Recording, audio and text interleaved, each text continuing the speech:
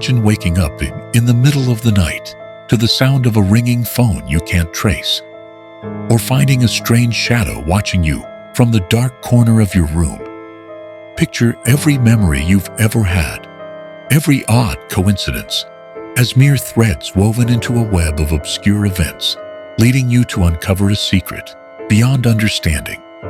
Between a mysterious bus, a suspicious neighbor, and the enigmatic phone calls, the events escalate until you find yourself at their center, trapped by secrets you never wanted to discover.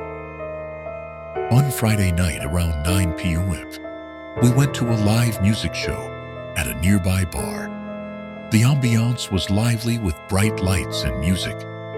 I relaxed with a drink, but soon felt uneasy when, around 10 p.m., I realized my phone was missing. It felt as if a part of me had vanished. I searched but couldn't find it. So around 10:30 p.m., I used my friend's phone to call my number.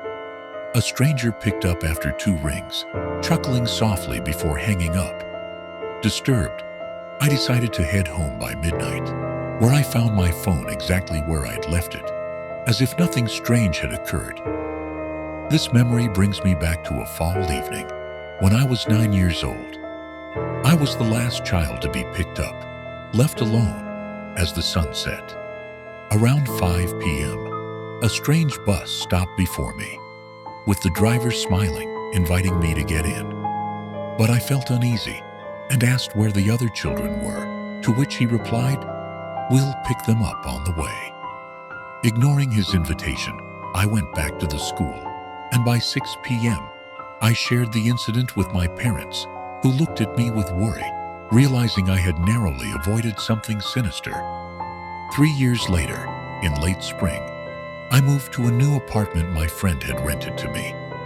It was quiet at first, until I noticed a peculiar neighbor. She was in her mid-40s, but looked much older and would blast her radio in the middle of the night, making sleep impossible.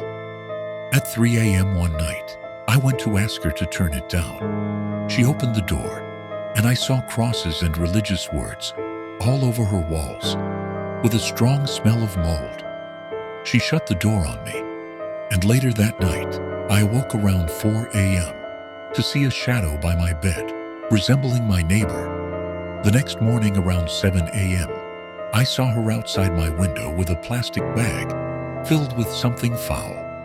I felt compelled to escape, knocking on my upstairs neighbor's door by 9 a.m. They shared that she'd intruded into their apartment one evening. At midnight, when she left to buy cigarettes, I called the police, who arrived quickly, restrained her, and took her away. Yet I was haunted by nightmares for days.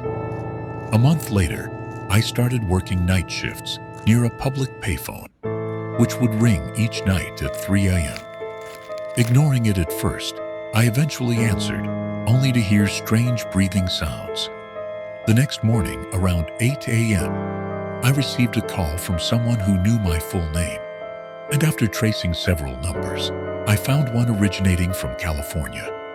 The entire ordeal felt like a nightmare, with a dark force seeming to pursue me. As time passed, these unsettling events escalated, leaving me feeling watched each night. I started to see connections between the strange bus, the neighbor, and the calls. One night at 3 a.m., I stood outside the neighbor's house, shouting into the darkness, "What do you want from me?" But the place was empty. By dawn, I had decided I would leave the city, abandoning the eerie memories behind.